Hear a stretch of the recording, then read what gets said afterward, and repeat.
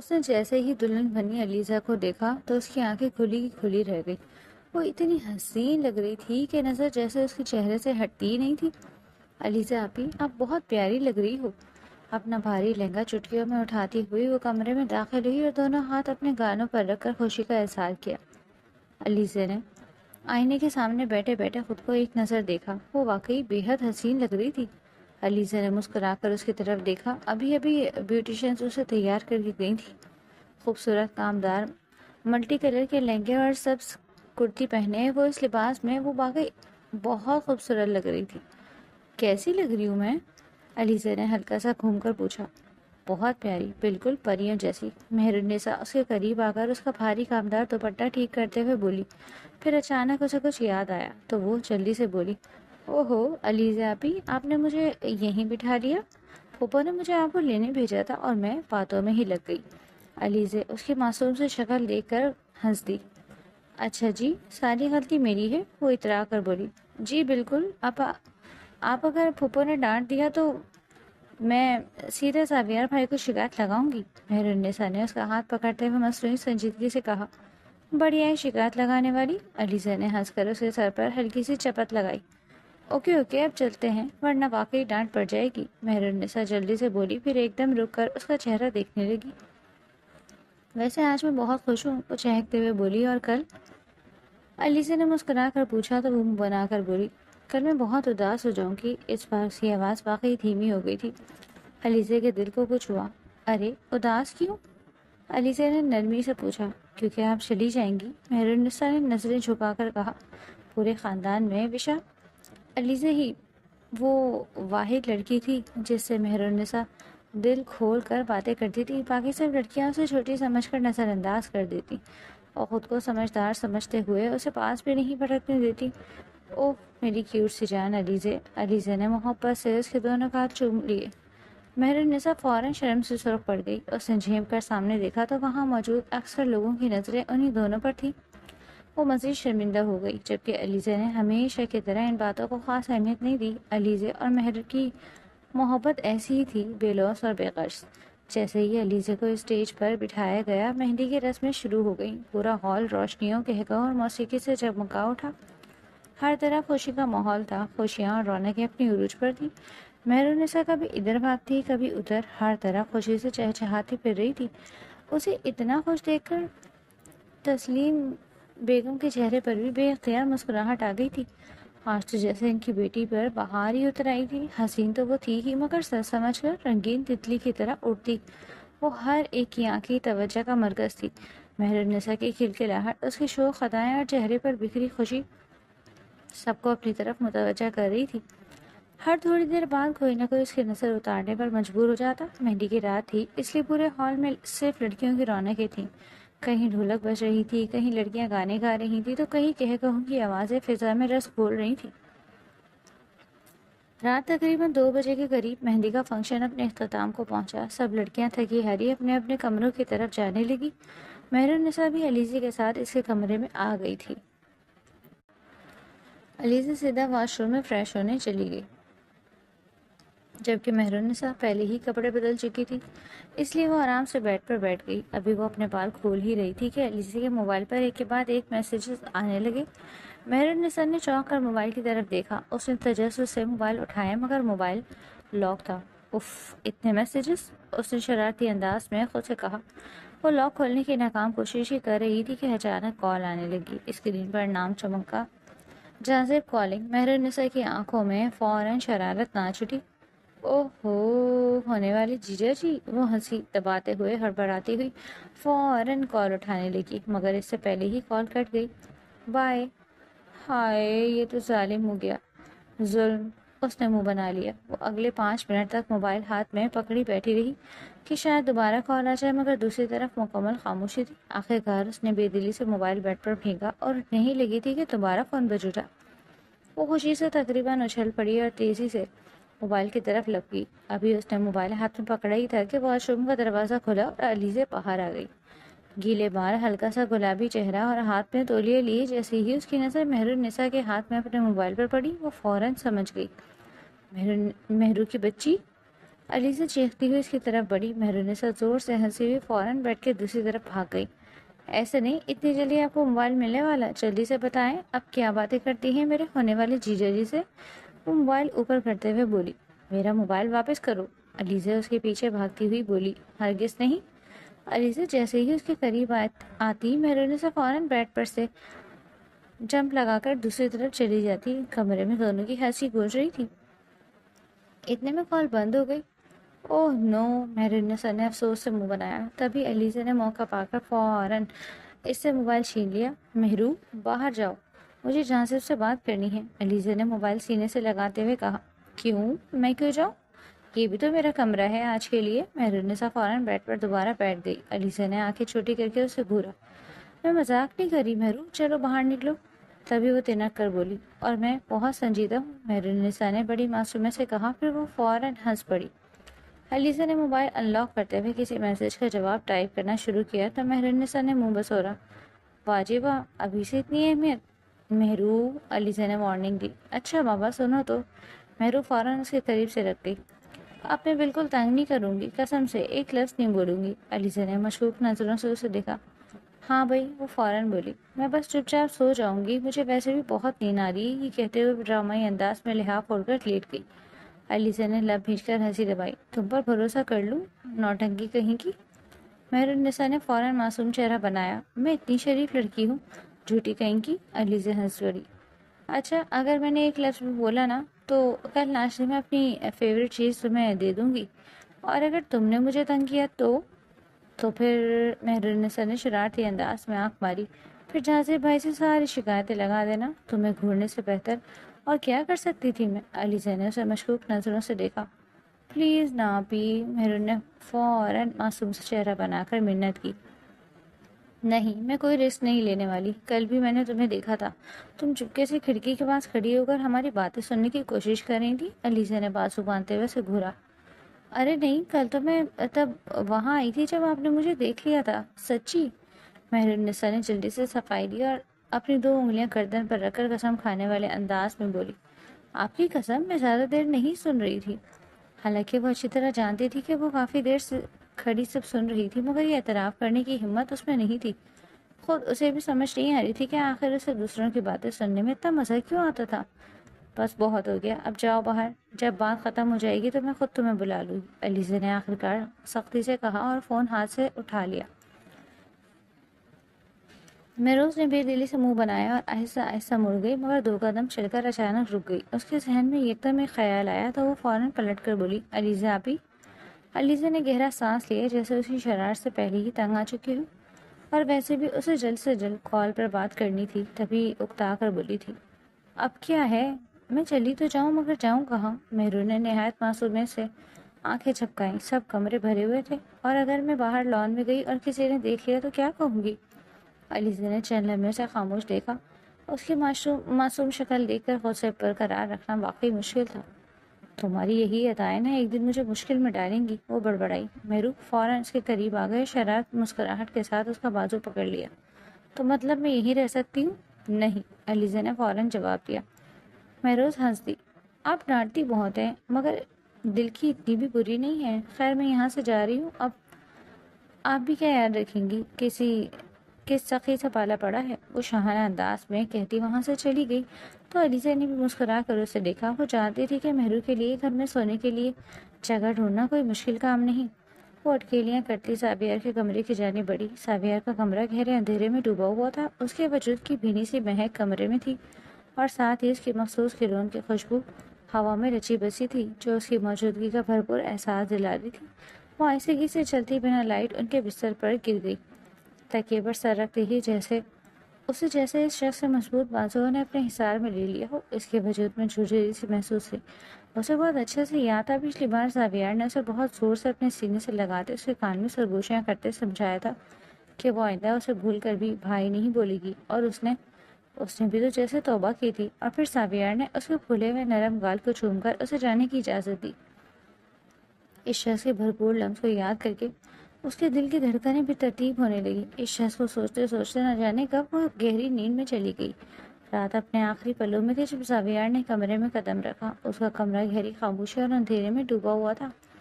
جبکہ باقی پورا گھر جگمگا رہا تھا اور باہر لانچ میں بھی مہمان سو رہے تھے، لیکن کسی کی ہمت نہیں تھی کہ وہ اے سی پی زاویہ کے کمرے کا رخ کرے۔ اس نے تھکے تھکے سے انداز میں اپنا یونیفارم سے بیجز اور بیلٹ نکال کر ٹیبل پر رکھا اور پھر شرٹ کے بٹن کھولتا ہوا واش روم کی جانب بڑھ گیا۔ اس کا ارادہ فریش ہونے کا تھا۔ صبح علیزی کی بارات تھی اور اس کی مصروفیت بھی بڑھ جاتی۔ اس لمحے وہ صرف اور صرف فریش ہونے کے بعد سونے کا ارادہ رکھتا تھا۔ فریش ہونے کے بعد وہ ٹراؤزر پہنے یوں ہی شرٹ لیس واش روم سے نکلا اور گیلے بالوں میں ہاتھ پھیرتا تھکے تھکے انداز میں بیڈ پر گرا۔ جیسے ہی وہ بیڈ پر گرا تو ایک زوردار نسوانی چیخ سنائی دی۔ یار میں لمحے میں 1000ویں حصے میں جلدی سے اپنے نیچے دبے نازک سے وجود کو اپنے باہوں میں بھر کر اس کے لبوں پر ہاتھ رکھا۔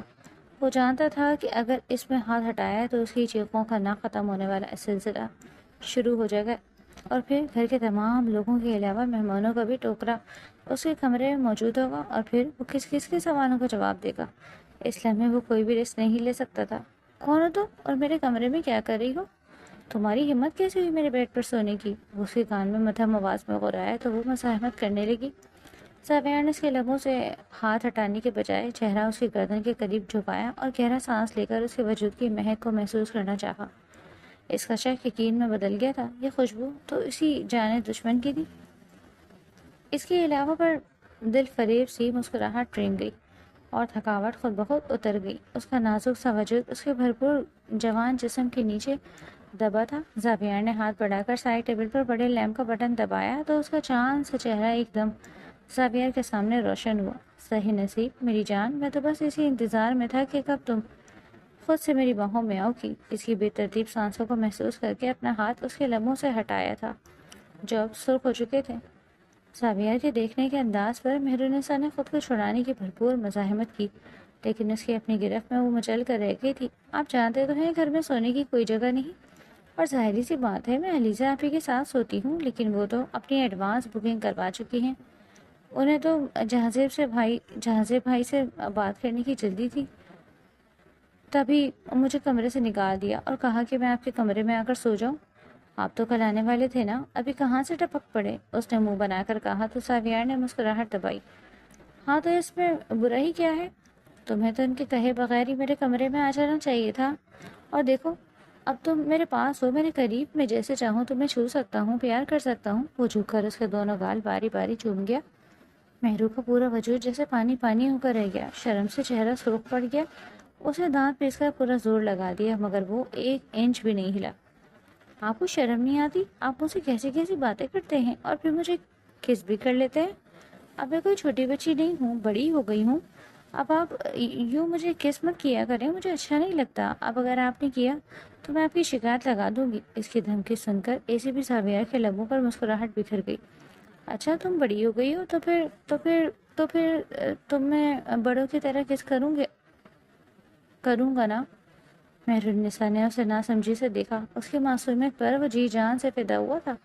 تبھی چپ کر نرمی سے اس کی گداز نیم لبوں پر اپنے لب رکھے۔ اس کا نازک سا وجود اس کی مضبوط گرفت میں کانپ کر رہ گیا تھا۔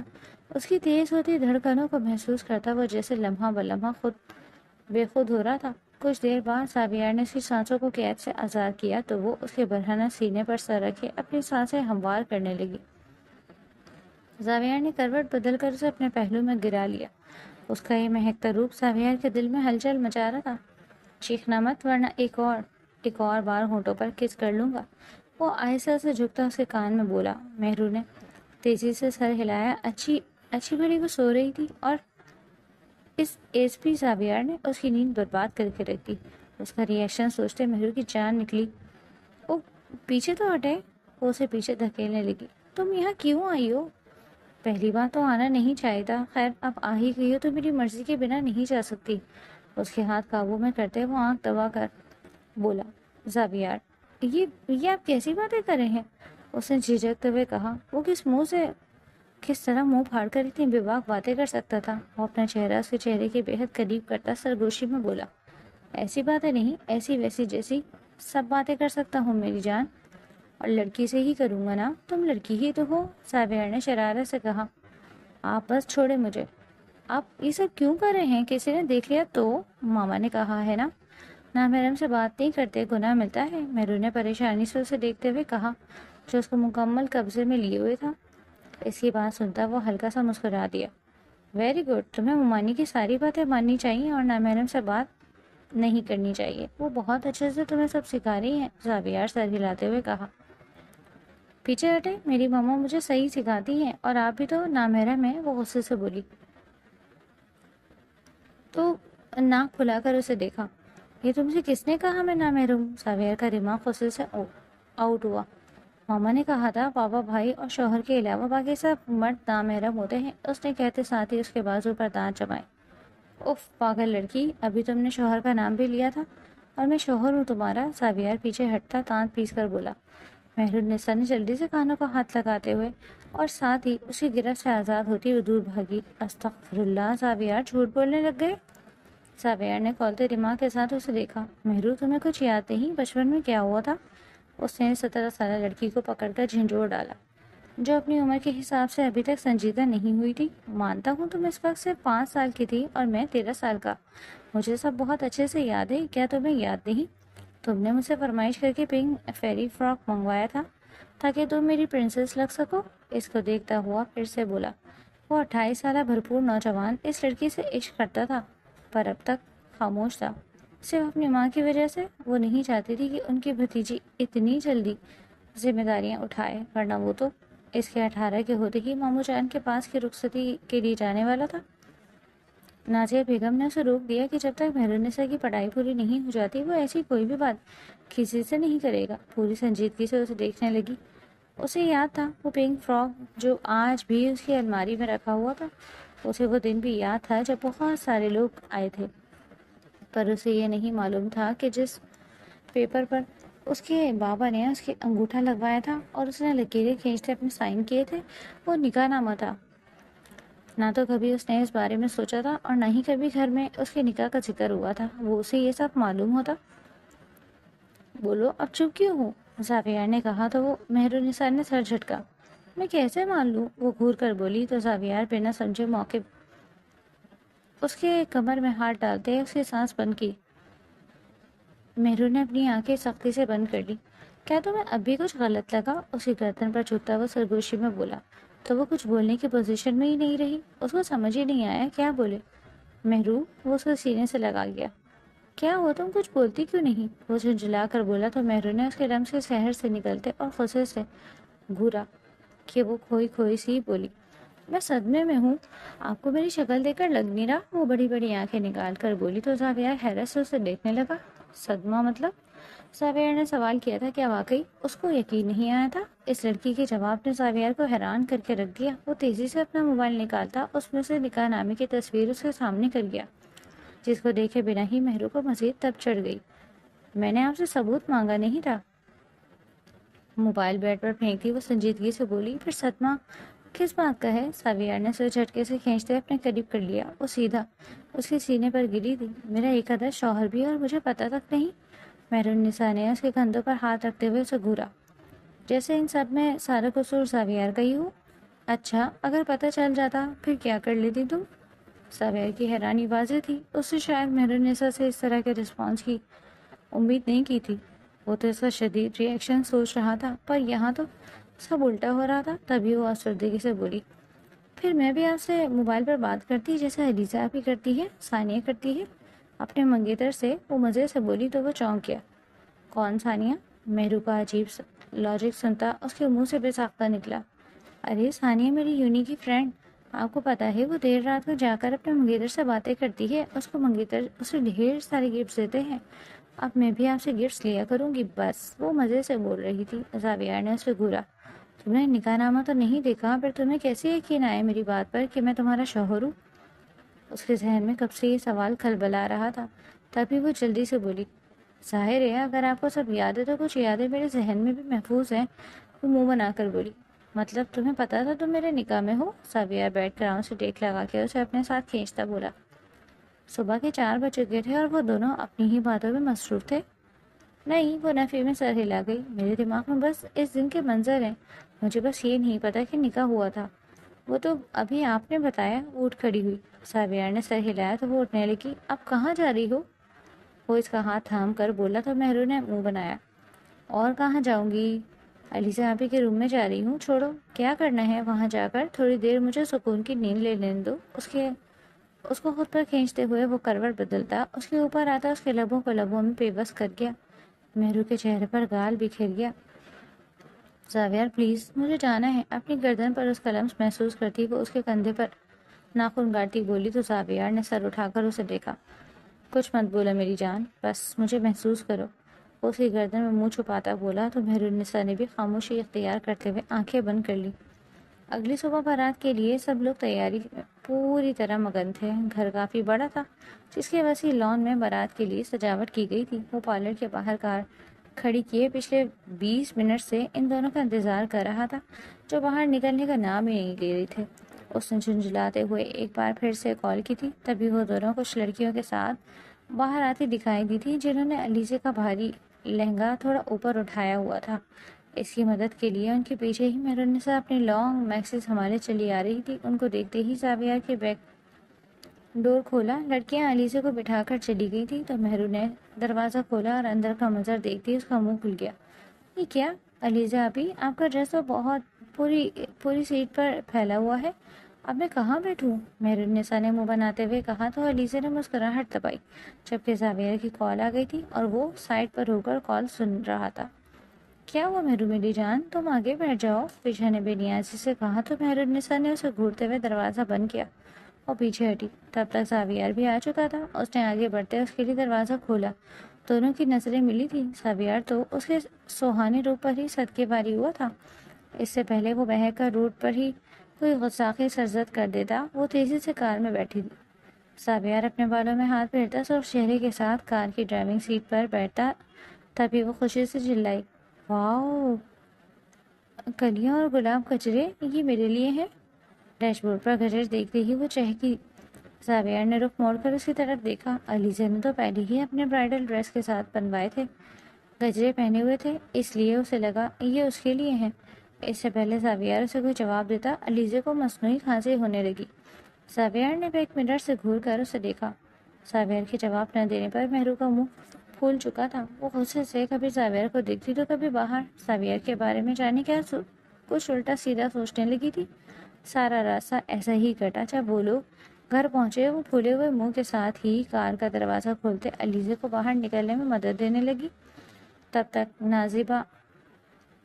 تک نازیہ بیگم اور علیزہ کی دوسری کزنس بھی آ گئی تھیں۔ وہ لوگ اسے اندر لے گئے تھے۔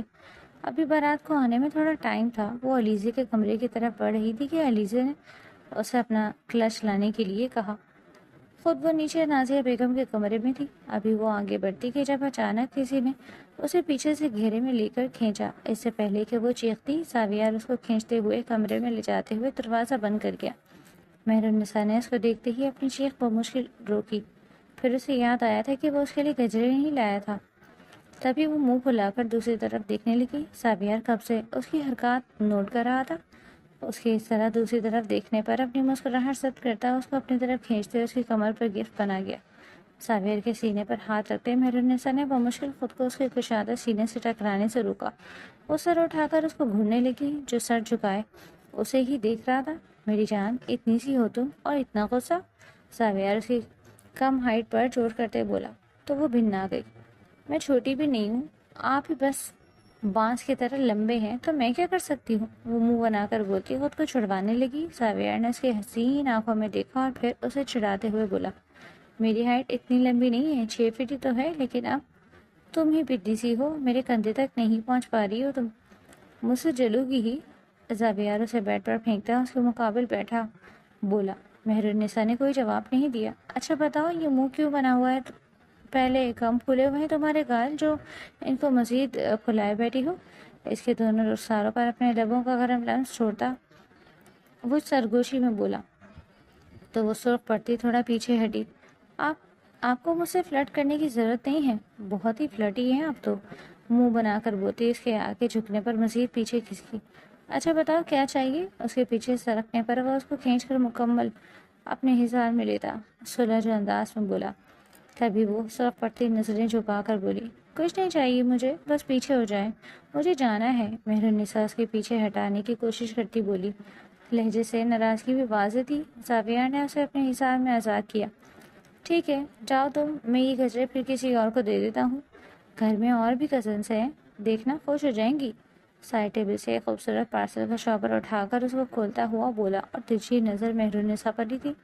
وہ جو کھڑی ہوئی تھی واپس بیٹھ گئی، پر منہ ابھی تک کھولا ہوا تھا۔ ساویار کے لبوں پر مسکراہٹ پھیل گئی تھی۔ چلو ناراضی ختم کرو۔ ساویار نے اس کا ہاتھ پکڑ کر گجرا پہناتے وہاں اپنے لب رکھے تو اس کے لمس پر کانپتی ہوئی اپنا ہاتھ پیچھے کرنے لگی۔ ساویار نے مسکراتے ہوئے اس کے دوسرے ہاتھ میں بھی گجرے پہنا دیے۔ اپنا یہی عمل دہرایا۔ مہرالنساء کی جان پر بنی تھی، اس کے لیے وہ اسی غربت کو محسوس کرتی لمحہ بلمحہ پگھل رہی تھی۔ اس نے ہاتھ کھینچنے کی کوشش کی تو ساویار نے اس کا ہاتھ کھینچ کر اسے اپنے ساتھ لگا لیا۔ وہ بے حد سرخ پڑ گئی تھی۔ ساویار نے کل اسے جس انداز میں محبت کی تھی وہ اس کے سامنے نظر بھی نہیں اٹھا پا رہی تھی۔ پہلے بتاؤ، ناراضگی ختم ہوئی میری جان کی؟ ساویار نے اس کو واپس اپنے قریب کرتے اس کے گردن پر لمس چھوڑنا شروع کر دیا۔ وہ گھبرا کر بولی، ہو گئی، پلیز اب جانے بھی دیں۔ مہرالنساء نے بمشکل اپنے الفاظ ادا کیے۔ ساویار نے اسے چھوڑ دیا۔ مزید اگر وہ اس کو اپنے قریب کرتا وہ شاعری خود کو جذبات پر بند باندھ پاتی۔ وہ تیر کی تیزی سے دور ہوئی، وہاں سے غائب ہوئی تھی۔ تھوڑی ہی دیر میں بارات آنے کا شور سا اٹھا۔ مہرون نے علیزے کی دوست اور بہن ہونے کے ناطے سب رسمیں کی تھی۔ وہ بے حد خوش تھی اور تسلیم تو بار بار اس کی نظریں اتار رہی تھی۔ وہیں سارے فنکشن میں زاویہ کی نظریں بھی اس پر ہی تھی۔ اس نے سوچ لیا تھا کہ اب وہ رخصتی کی بات کرنے میں مزید دیر نہیں کرے گا۔ رخصتی کے بعد سب سے افسردہ وہی تھی۔ اگلے دن ولیمہ تھا۔ وہ سب لوگ تیار ہو کر پہنچ چکے تھے۔ علیزہ آئی تو وہ اسٹیج پر پہنچ گئی۔ علیزے کی فیملی سے آئے سب لوگ اس سے ملے تھے۔ مہرالنساء علیزے کے ساتھ بیٹھی اس کی باتیں کر رہی تھی جب زاویہ ایک دم سے آ کر بالکل اس کے سر پر آ کر کھڑا ہو گیا، یوں کہ وہ ہال میں موجود اسے دیکھا سب لوگوں سے چھپ گئی تھی۔ مہرون نے چونک کر اسے دیکھا۔ زاویہ کی آنکھیں سرخ ہو رہی تھی۔ کیا ہوا زاویہ بھائی؟ علیزہ نے حیرت سے پوچھا تو وہ انتہائی سنجیدگی سے بولا، اگر تمہارے سسرال کا لحاظ نہ ہوتا تو آج یہاں پر بہت کچھ کر جاتا میں علیزہ، لیکن خاموش ہو گیا۔ زاویہ سپاٹ لہجے میں بولا۔ علیزہ تو حیران رہ گئی تھی اس کے لب و لہجے پر۔ زاویہ، مہرالنساء نے کچھ کہنا چاہا لیکن وہ پہلے ہی پھٹ پڑا۔ کب سے ارد گرد کا ہوش بھلائے منہ پھاڑ کر ہنس رہی ہو تمہیں تمیز نہیں ہے؟ بندہ کچھ خیال کر لے۔ اور یہ دوپٹہ تمہارے گلے میں کیوں جھول رہا ہے؟ اس کو اچھے سے سر پر لو، اب تمہیں یوں نہ دیکھوں میں۔ زاویہ سرد لہجے میں بولتا خود ہی اس کا دوپٹہ اسے سر پر دینے لگا۔ مہرالنساء کی آنکھوں میں آنسو آ گئے۔ خبردار جو یہ دوبارہ تمہارے سر پر اترا، جاؤ یہاں سے اور جا کر مما اور ممانی کے پاس بیٹھو۔ زاویہ ایک جھٹکے سے اس کا ہاتھ پکڑ کر اسے کھڑا کرتا ہوا بولا۔ وہ زاویہ کے اس قدر ڈانٹے و شکوہ نگاہوں سے اسے دیکھتی اسی ٹیبل کی طرف بڑھ گئی جہاں نازیہ بیگم اور تسلیم بیگم تھی۔ زاویہ اس کے جاتے ہی واپس پلٹا۔ تھوڑے فاصلے پر جاتے ایک شخص جس کے ہاتھ میں موبائل تھا وہ زاویہ کو اپنی طرف بڑھتے دیکھ کر یوں شو کرنے لگا جیسے موبائل پر اسکرولنگ کر رہا، جبکہ وہ ایک پولیس والی کے زیرک نگاہوں سے اس کو بہت پہلے ہی پکڑ چکا تھا۔ زاویہ نے اس لڑکے کے مقابل جاتے اس کے ہاتھ میں موبائل چھینا جس کو وہ بند کر چکا تھا۔ زاویہ نے اسے قہر برساتی نظروں سے دیکھا۔ لاک کھولو۔ بنا کوئی بھی دوسری بات کیے وہ دانت پیس کر بولا۔ دور بیٹھی مہرالنساء چور نظروں سے اسے ہی دیکھ رہی تھی۔ اس کا دل زور زور سے دھک دھک کر رہا تھا۔ ایکسکیوز می، تم ہو کون؟ میرا موبائل واپس کرو، لڑکا حقارت زدہ لہجے میں بولا۔ زاویہ نے اسے گریبان سے دبوچا۔ تم اگر کوئی تماشا نہیں چاہتے سب کے سامنے تو لاک کھولو موبائل کا۔ زاویہ اس کندھے پر ہاتھ جمائے موبائل کو اپنی گرفت میں لیے اسکرین اس کے سامنے کر گیا۔ وہ لڑکا تھوڑا بہت گھبرایا تھا۔ میں کیوں اپنے موبائل کو ان لاک کروں؟ مجھے میرا موبائل واپس کرو، وہ ذرا سا غصے سے بولا تو زاویہ اس کا ہاتھ مضبوطی سے جکڑتا اس کو سائڈ کرتے کھینچتے ہوئے لے گیا۔ وہ لڑکا زاویہ کے مقابلے میں بالکل دھان پان سا تھا، اس لیے اس کے ساتھ کھینچتا چلا گیا۔ اس کے مزاحمت کرنے پر زاویہ کے بھاری ہاتھ کا تھپڑ اس کے منہ پر پڑا تھا۔ وہ لڑکا ہکا بکا سا منہ پر ہاتھ رکھے اس سے دیکھنے لگا۔ زاویہ نے اپنا کارڈ نکال کر اس کے سامنے کیا۔ ایس پی زاویہ کا نام دیکھتے وہ کانپنے لگا۔ لاک کھولو ورنہ تمہارے منہ کی طرح یہ موبائل بھی توڑ دوں گا، وہ دبی دبی آواز میں غرایا تھا۔ اس لڑکے نے ہڑبڑاتے ہوئے موبائل کو لاک کھولا۔ گیلری کھولو، زاویہ نے سخت لہجے میں کہا۔ تو اس لڑکے نے گیلری کھولی۔ سامنے ہی مہرالنساء کے مختلف اینگل سے بنائی گئی کتنی ہی تصویریں تھیں۔ وہ لڑکا شرمندہ سا نظریں جھکا گیا۔ ڈیلیٹ کرو ابھی کے بھی، ساویار نے کرخت لہجے میں کہا تو اس لڑکے نے جلدی سے ساری پکس ڈیلیٹ کر دی۔ اس نے اپنی طرف سے مہرالنساء کی ساری تصویریں ڈیلیٹ کر دی تھیں، لیکن زاویار نے اس کے ہاتھ سے موبائل چھین لیا اور دوبارہ سے جہاں جہاں پکس تھیں سب جگہ سے ڈیلیٹ کرنے کے بعد موبائل اس کے ہاتھ میں پٹکا۔ دل تو کیا سر پردے پر مار دے۔ سر پر دے مارے پر افسوس، وہ اپنی بہن کے فنکشن میں کوئی بدمزگی پیدا نہیں کرنا چاہتا تھا۔ وہاں سے واپس آیا تو مہرالنساء کی نظر پھر اس پر پڑی۔ ساویار اسے اگنور کرتا جہانگیر کی طرف چلا گیا جو اسے بلا رہا تھا۔ وہ کام میں مصروف تھا جب نازیہ بیگم کی کال آئی۔ انہوں نے کہا تھا کہ وقت پر گھر آ جائے۔ اس کے ماموں جان کی طرف ان دونوں کا ڈنر تھا۔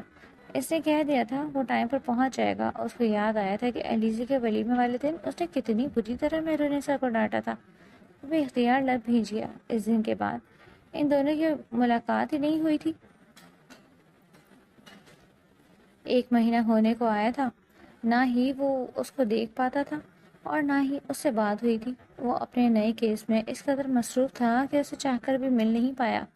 آج ہی اس کا کیس مکمل حل ہوا تھا اور مجرم سلاخوں کے پیچھے تھا۔ اس کا کام بس ختم ہو چکا تھا۔ آج وہ وقت پر گھر پہنچ جانے کا ارادہ رکھتا تھا۔ اوپر سے ماما کے فون کال نے اس کو یاد دلایا تھا کہ اس کی بیگم صاحبہ یقیناً اسے بےحد ناراض ہوگی، کیونکہ مہرالنساء نے اسے نہ تو کوئی کال کی تھی اور نہ ہی کوئی میسج کیا تھا۔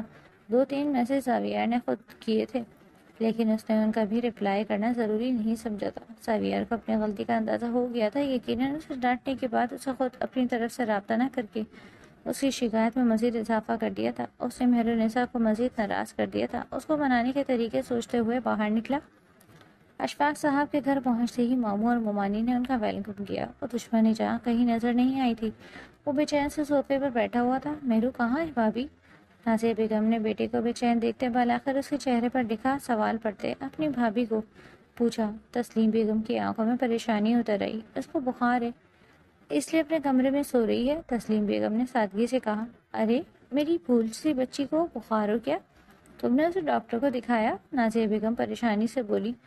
پتہ نہیں باجی، 1 ماہ پورا ہو گیا لیکن بخار ہے کہ جاتا ہی نہیں۔ دوائیں کھا لیتی ہے تو پرسکون ہو جاتی ہے، 2 دن گزرتے نہیں کہ پھر سے بخار میں پھنکنے لگتی ہے، تسلیم بیگم نے افسردگی سے کہا تو نازیہ بیگم نے پریشانی سے کہا کوئی بات نہیں، آرام کرنے دو اسے۔ اٹھی تو خود مل آؤں گی اسے۔ جبکہ اشفاق صاحب کے پاس بیٹھا ساویار مزید مضطرب ہوا۔ اس کی گویا چاند پر بن رہی تھی۔ وہ لوگ پھر سے باتوں میں مصروف ہے جب ساویار کا موبائل رنگ کرنے لگا۔ وہ سب سے ایکسکیوز کرتا لاؤن سے باہر نکل گیا۔ وہ بند کمرے میں لیمپ کی مدھم سی روشنی میں بیک گراؤنڈ سے ٹک لگائے بیٹھی اور غیر مرئی نقطے کو گھور رہی تھی۔ دوائی کھانے کی وجہ سے بخار پہلے سے کم ہو گیا تھا مگر مکمل طور پر ابھی اترا نہیں تھا۔ یونیورسٹی سے آتے ہی سو گئی تھی۔ شام میں جب مما جگانے آئیں تو انہوں نے محسوس کیا تھا کہ اسے بخار ہے۔ وہ پہلے کی طرح بیہیو نہیں کرتی تھی، ایک دم سے جیسے خاموشی سے ہو گئی تھی۔ تسلیم بیگم اور اشفاق صاحب تو اس کے رویے پر پریشان بھی ہوئے تھے۔ انہوں نے اسے پوچھا بھی کہ کوئی مسئلہ تو نہیں، لیکن اس نے ان کو مطمئن کر دیا تھا کہ پر سچ تو یہ تھا کہ وہ ساویار کے اس دن والے ڈانٹ کو دل پر لے گئی تھی۔ اس نے پہلے کی طرح ہنسنا بولنا چھوڑ دیا تھا، یا تو ہر وقت کتابوں میں گھسی رہتی ہے کہ کچن کے کاموں میں تسلیم بیگم کی مدد کروا دیتی، لیکن جو بات اس کے من کو کھائے جا رہی تھی وہ کسی سے بھی شیئر نہیں کر رہی تھی۔ اس دوران ہی ایک دن تسلیم بیگم نے اسے بتایا تھا کہ اس کا اور ساویار کا نکاح بچپن میں ہو چکا ہے۔ وہ پہلے سے جانتی تھی، اس لیے کوئی ری ایکشن نہیں دیا۔ نازیہ بیگم نے کال پر ان سے بات کرتے ہوئے انہیں اشارہ دیا تھا کہ یونیورسٹی ختم ہوتے ہی وہ اپنی بیٹی کو اپنے گھر لے جائیں گی۔ تسلیم بیگم پہلے بہت پریشان تھی، پتہ نہیں وہ کیسا ری ایکشن دے گی۔ وہ کوئی اعتراض نہ کرنے پر وہ ماں باپ کو خوش ہوتا دیکھ وہ بھی خوش ہوئی تھی۔ اب بھی وہ اندھیرے میں اپنے والدین کو سوچتے ہوئے تھم سے مسکرا رہی تھی کہ اسے خبر ہی نہیں ہوئی کوئی اسے کمرے میں کب داخل ہوا۔ اس نے دروازہ لاک کر دیا تھا۔ وہ اس کے بالکل قریب بیٹھ چکا تھا۔ ہوش تو تب آیا جب اپنی پیشانی پر کسی کا ٹھنڈا لمس محسوس ہوا۔ وہ اندر تک کام گئی۔ مہرالنساء نے نظریں اٹھا کر دیکھا تو اپنے سامنے بیٹھے ساویار کو دیکھتے اس کی آنکھیں پوری کھل گئی تھی۔ آپ؟ وہ حیران ہوئی تھی۔ بخار کیوں ہو رہا ہے تمہیں مہرو؟ اپنا خیال کیوں نہیں رکھتی؟ ساویار اس کی پیشانی پر اپنی انگلیوں کی پشت رکھ کر بخار چیک کرتے وہیں عمل اس کی گردن پر بھی دہرا گیا۔ اس کی ذرا سی قربت پر وہ لرز اٹھی تھی۔ ساویار کی سلگتی سانسیں اپنے چہرے پر محسوس ہوئی تو اس کے گال سرخ پڑے۔ پیچھے ہٹے، مجھے آپ سے کوئی بات نہیں کرنی۔ آنکھیں چھوٹی چھوٹی کر کے اسے دیکھتی وہ پیچھے ہٹانے لگی۔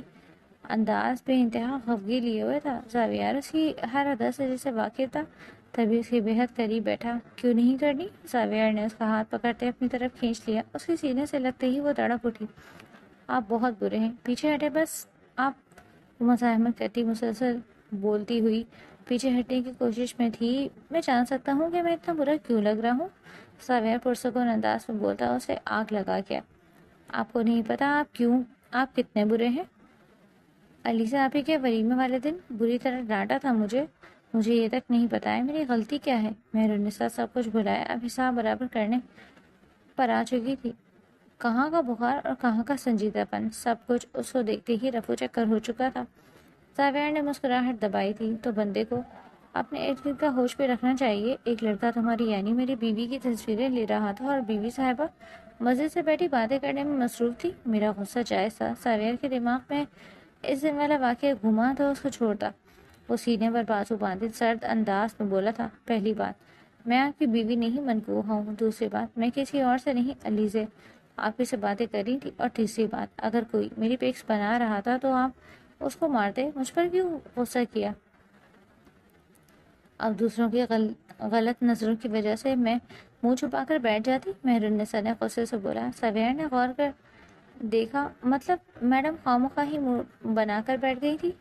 دیکھو مہرو، میں نے تم سے منہ چھپانے کی بات نہیں کی، نہ ہی تم پر کوئی پابندی لگائی ہے، نہ ہی میں اس قسم کا ٹپیکل مرد ہوں کہ بے جا پابندیاں لگاؤں۔ یہ تو تمہیں خود سوچنا چاہیے، اتنا کب میں ارد گرد کا ماحول دیکھنا چاہیے اور لوگوں کے رویے اور ان کی نظروں کا کچھ تو پتہ سننا چاہیے کہ کون ہمیں غلط نظر سے دیکھ رہا ہے اور کون نہیں، کون تمہیں کیوں کس وجہ سے کس نظر سے دیکھ رہا ہے، اس کا ہوش تمہیں ہونا چاہیے تھا۔ اور جو دوپٹہ تم نے گلے میں لٹکایا ہوا تھا، کم از کم اس کو ہی اس طرح اوڑھ لیتی کہ جو لوگ تمہاری طرف دیکھتے بھی ہیں تمہیں خود کو ڈھانپتا ہوا دیکھ کر وہ اپنی نظروں کا مرکز بدل لیتے۔ اور تمہیں کیا لگتا ہے میں نے اس لڑکی کو چھوڑا تھا؟ میری عزت ہو تم، کسی کی اتنی ہمت نہیں کہ تمہاری طرف میری نگاہ سے بھی دیکھے، میں جان نہ نکال دوں اس کی۔ ساویار نے سنجیدگی سے کہا۔ اس نے وہاں دو مہمانوں کی وجہ سے صرف تصویریں ختم کر کے فون واپس کر دیا تھا، پر اگلے ہی لمحے وہ اس کی حراست تھا۔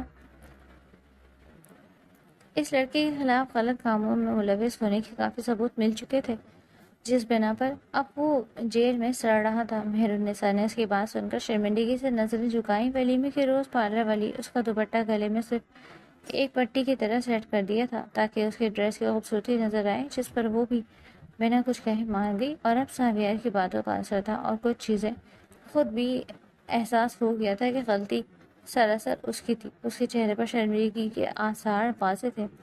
اچھا چھوڑو جو گزر گیا، ہمیں اس بارے میں بات نہیں کرنی چاہیے۔ میں جانتا ہوں میری جان کافی سمجھدار ہو گئی ہے، آئندہ ایسی غلطی نہیں ہوگی۔ ساویار اس کو شرمندہ دیکھتے ہوئے مسکرا کر بولا تو مہرالنساء نے پلکیں جھپکتے اس بات میں سر ہلا دیا۔ کبھی ساویار کو اس کی باتیں یاد آئیں تو جھٹ سے اس کے گال کھینچتے ہوئے بولا، تم نے تو مجھے کہا تھا کہ تمہاری فرینڈ ثانیہ اپنے منگیتر سے باتیں کرتی ہے اور تم بھی کرو گی، لیکن تم نے تو مجھے کال بھی نہیں کی۔ اس کی بات پر مہرالنساء نے شکوہ کہنا نظروں سے اسے دیکھا۔ آپ اچھے سے جانتے ہیں کہ اس رات آپ نے مجھے کتنے برے طریقے سے ڈانٹا تھا، اور آپ یہ مت سمجھے کہ میں آپ سے ناراض نہیں ہوں، میں اب بھی آپ سے ناراض ہوں، منہ پھلا کر بولی تھی۔ اس کی بات سن لیں ساویار، میں بہت مشکل اپنی مسکراہٹ ضبط کی تھی، اس کا انداز ہی ایسا تھا۔ اچھا جی، تو میری جان ناراض ہو گئی ہے، تبھی تو منانے کے لیے تمہیں گفٹ دینے کا سوچ رہا ہوں، اور میں لے کر بھی آیا تھا، پر یہاں تو ناراضگی چل رہی ہے۔ ساویار نے مسکراہٹ دبائی تھی، اس کے کان گفٹ کا لفظ سنتے ہی کھڑے ہو چکے تھے۔ ساویار میرے لیے گفٹ لے کر آئے ہیں آپ؟ وہ چہکتی معصوم سی شکل بنائے پوچھ رہی تھی۔ لے کر آیا تو تھا، پر تم ناراض ہو، ساویار نے کہتے ساتھ ہی اس کی کمر میں ہاتھ ڈالتے ہوئے اسے خود پر کھینچتے اس کی گردن پر اپنا لمس چھوڑا۔ ساویار میں تو آپ سے بالکل ناراض نہیں ہوں، کہاں ہے میرا گفٹ؟ جلدی بتائیں نا پلیز۔ ساویار نے مسکراتے ہوئے پاکٹ سے ایک چھوٹا سا کیس نکال کر اس کے سامنے کیا تو وہ جلدی سے تھام کر کھولنے لگی۔ جیسے ہی کیس کھولا تو اس کی آنکھیں حیرت تو خوشی سے چمکنے لگی۔ واو زاویار، یہ تو بہت خوبصورت ہے۔ وہ سفید نگینے سے سجی انگوٹھی اپنی انگلیوں میں پکڑتی بے حد خوشی سے بولی تو زاویار کے لب دل فریب انداز میں مسکرائے تھے۔ یہ ریئل ڈائمنڈ ہے میری جان، لا تمہیں پہنا دوں۔ زاویار نے رنگ لیتے اس کے الٹے ہاتھ کی رنگ فنگر میں پہنا دی تھی۔ اس کی مخروطی انگلیوں سے سجا ہاتھ جیسے چمک اٹھا تھا۔ زاویار نے اسے ہاتھ کھینچ کر سینے سے لگایا اور ساتھ ہی نازک کمر کے گرد بازو پھیلا کر اسے قید کر لیا تھا۔ اب مجھے میرا گفٹ دو جلدی سے، وہ سرخ پڑتی چہرہ چھپانے لگی تھی۔ زاویار نے اس کا چہرہ تھوڑی سی تھام کر اوپر اٹھایا اور پھر اس کے لبوں پر اپنے لب رکھ گیا۔ تھوڑی دیر بعد زاویار پیچھے ہٹا تو وہ سرخ چہرے کے ساتھ گہرے سانس بھر رہی تھی۔ زاویار نے اسے مخمور نظروں سے دیکھا اور پھر اس کا موبائل دوبارہ سے رنگ ہوا تو وہ جیسے ہوش میں آیا اور پھر جلدی سے اٹھ کر اس کی آنکھوں کو چومتے ہوئے اسے الوداعی نظروں سے دیکھتا کمرے سے نکل گیا۔ وہ اپنا حلیہ درست کرتے نیچے آئی تو زاویار اشفاق صاحب کے ساتھ بیٹھا ان سب سے باتوں میں مصروف تھا۔ اس کا منہ کھل گیا۔ اس کی حالت دیکھتے زاویار نے نظر بچا کر اسے آنکھ ماری تھی۔ وہ سر جھٹکتی نازیہ بیگم کے سامنے جھک گئی تھی پیار لینے کو۔ نازیہ بیگم پریشانی سے اس کے بخار کے بارے میں پوچھنے لگی، جس پر وہ زین کی نظروں سے کنفیوز ہوتی بس ہوں ہاں میں جواب دے رہی تھی۔ کھانے کے بعد وہ لوگ واپس لاؤنج میں آ بیٹھے تھے۔ بھائی صاحب اب تو بس میں مہرو کو اپنے ساتھ لے جاؤں گی، بس جلدی سے مجھے رخصتی کی ڈیٹ دے دیں۔ بیٹے کے اشاروں پر نازیہ بیگم نے کہا تو اشفاق صاحب مسکرائے۔ وہ سرخ ہوئی تھی۔ تسلیم بیگم بھی مسکراتے ہوئے بولی تھی، تمہاری ہی بیٹی ہے نازیہ، جب چاہے لے جانا۔ باتوں ہی باتوں میں گھر کے بڑوں نے رخصتی کی ڈیٹ بھی فکس کر لی۔ زاویار تو بے حد خوش تھا۔ اس کی خوشی چھپائی نہیں چھپ رہی تھی۔ اس کو خوش دیکھتی نازیہ بیگم کتنی ہی بار اس کی نظر اتار چکی تھی۔ آج مہرونیسا کا آخری پیپر ختم ہوا تو زاویار خود اسے یونی سے لے کر گھر آ گیا تھا۔ واپسی پر اس نے مہرونیسا کو شاپنگ بھی کروائی تھی اور وہ اسی میں خوش ہو گئی تھی۔ آج مہندی تھی، دونوں فیملی کا فنکشن اکٹھا تھا۔ زاویار اسٹیج پر بیٹھا اس کا انتظار کر رہا تھا۔ علیزہ اسے لینے گئی تھی۔ وہ مہندی کی مناسبت سے حساب سے مکمل تیار علیزہ کی مدد سے آگے بڑھ رہی تھی۔ بیک گراؤنڈ میں میوزک چل رہا تھا اور اس پر ہوتی پھولوں کی برسات اسے کھلکھلانے پر مجبور کر رہی تھی۔ بالآخر وہ سب لوگوں کو نظر انداز کر کے بالکل درمیان میں کھڑی گول گول گھوم رہی تھی۔ اس کا لہنگا تھوڑا اوپر اٹھتا اس کے گھومنے پر اپنا گھیر پھیلا رہا تھا۔ یہ خوبصورت منظر زاویار نے اپنی آنکھوں میں جذب کیا تھا۔ مہندی میں صرف گھر کے ہی لوگ تھے، کچھ خاص رشتہ دار اور کزن، سب لوگ دوسری طرف تھے جہاں ان کے لیے الگ سے انتظام کیا گیا تھا۔ زاویار اسٹیج پر اترتا اس کی طرف بڑھا تو وہ رک گئی۔ زاویار نے اس کے سامنے ہاتھ بڑھایا تھا جس پر اس نے اپنا ہاتھ رکھا۔ زاویار ہنستے ہوئے اس کا ہاتھ اونچا کرتے اس کو ایک بار پھر سے گھمایا تو وہ کھلکھلائے۔ کچھ لوگوں کی نظروں میں یہ منظر چھپ سا گیا تھا تو کچھ ہستیاں اس کے منظر کو دیکھ خوش بھی ہوئی تھی اور وہ اسٹیج پر لے گیا۔ آج تو علیزہ کے بھی رنگ ڈھنگ الگ تھے۔ وہ ڈانس کرتے کرتے اسٹیج سے انہیں نیچے اتار ڈائی تھی جہاں ان تینوں نے مل کر ہلکا پھلکا ڈانس کیا تھا۔ نازیہ بیگم اور تسلیم بیگم تو اپنے بچوں کی باری سدکے جا رہی تھی۔ وہیں زاویار کو اپنے بہت ضروری کال آ گئی تو وہ چلا گیا، لیکن جانے سے پہلے وہ اس کے کان میں سرگوشی ضرور کر گیا تاکہ مہندی سے ہاتھوں پر اس کا نام لازمی لکھوائے۔ اس کے جانے کے بعد علیزہ سے خوب چھیڑا جس پر وہ پریشان سی شکل بنا کر اسے منع کر رہی تھی، مگر علیزہ اس کی ایک نہیں سن رہی تھی۔ میری شادی میں تم نے مجھے بہت تنگ کیا تھا میری جان، اس کے بدلے لے رہی ہوں۔ یوں ہی ہنس سے کھلکھلاتے مہندی کا فنکشن تمام ہوا۔ آہستہ آہستہ تمام مہمان اپنے اپنے گھروں کو لوٹ چکے تھے۔ وہ بھی اپنے کمرے میں بیٹھی اپنی باتوں پر سجی زاویار کے نام کی مہندی دیکھتی ہی خود صحیح شرمائی سے اس کو سوچ رہی تھی۔ اگلے دن وہ دلہن کے لباس میں سج دھج کر اس ساتھ رخصت ہوئی۔ رات کے 2 بجے وہ کمرے میں آیا۔ وہ پور سجے اس کے انتظار میں بیٹھی تھی۔ زاویار نے آتے ہی اسے باہوں میں بھر لیا تھا۔ اس کے ہر انداز سے اس کی بےتابیاں عیاں تھی۔ میری جان بہت حسین لگ رہی ہو، ویلویٹ کیک کی طرح۔ وہ اسے بے باک نظروں سے دیکھتا بولا۔ وہ بری طرح شرما رہی تھی۔ زاویار نے اسے بھاری جوڑی سے آزاد کرتے اس کے انگ انگ کو اپنے لمس سے مہکایا اور پھر گولڈ کی نازک سی چین اس کے گلے میں پہناتے وہاں سے اس کی گردن پر جھکا۔ سرخ لپسٹک سے مزین ہونٹ کپکپا رہے تھے۔ زاویار نے اسی دھڑکنیں محسوس کرتے بھرپور گستاخی کی تو وہ سسک کر رہ گئی۔ ساویار نے سر اٹھا کر دیکھا تو کپکپاتے لب ساویار کی آنکھوں میں سرخی برپا کر گئے تھے۔ اس کے صبر کا امتحان بنے وہ لمحے کی بھی دیر کیے بنا ان پر جھکتا اس کی سانس رک گیا۔ یمی میری جان، اس کے کان میں سرگوشی کرتے وہ اس کی گردن کو اپنے لب سے مہکانے لگا۔ تبھی مہرالنساء کی جان اپنے کرتی کے کھلتی ڈوریاں محسوس کرتے نکلی تھی۔ کھول دو میری نازک سی جان۔ ساویار نے سرگوشی کی تو مہرالنساء سرخ چہرے کے ساتھ نظریں جھکا گئی۔ ساتھ ہی اس نے تیزی سے اپنے بازو اس کے گلے میں ڈالے تھے۔ ساویار مسکراتا وہ اس کی پیشانی کو اپنے لب سے مہکا گیا۔ اس پر جھکتا وہ مکمل اس کو اپنے حصار میں لے گیا تھا۔ کھڑکی سے جھانکتا چاند اور یہ کمرہ ان کے ملن کا گواہ بنا، اور وہ دونوں ہی ایک دوسرے میں گو اپنی محبت کی تکمیل کر رہے تھے۔